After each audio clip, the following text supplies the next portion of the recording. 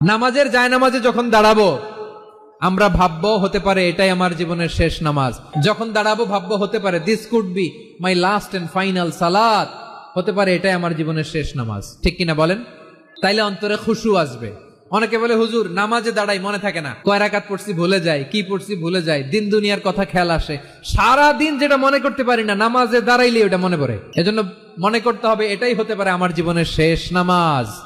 খুশু, খুশু মানে হৃদয় এবং অঙ্গ প্রত্যঙ্গের স্থিরতা। এক সাহাবী নামাজ পড়ছেন আবার দাড়ি নাড়তেছেন, নামাজ পড়তেছেন এরকম চুলকাচ্ছেন। এই দৃশ্য দেখে বিশ্বনবী বললেন ইন খাশাআত কলবুহু লা খাশাআত জাওয়ারিহু, তার অন্তরে যদি খুশু থাকতো ওই খুশুর প্রভাব তার হাতে পায়েও দেখা যেত। এই সাহাবীর অন্তরে খুশু নাই, ফলে তার হাত নড়ে, পা নড়ে, দাড়ি সোজা করে, টুপি সোজা করে। নামাজে যখন দাঁড়াবো খুশু খুদুর সাথে দাঁড়াবো, কারণ আল খাশিঈনা ওয়াল খাশিআত, বিনীত বান্দাদেরকে, বান্দীদেরকে আল্লাহ পছন্দ করে।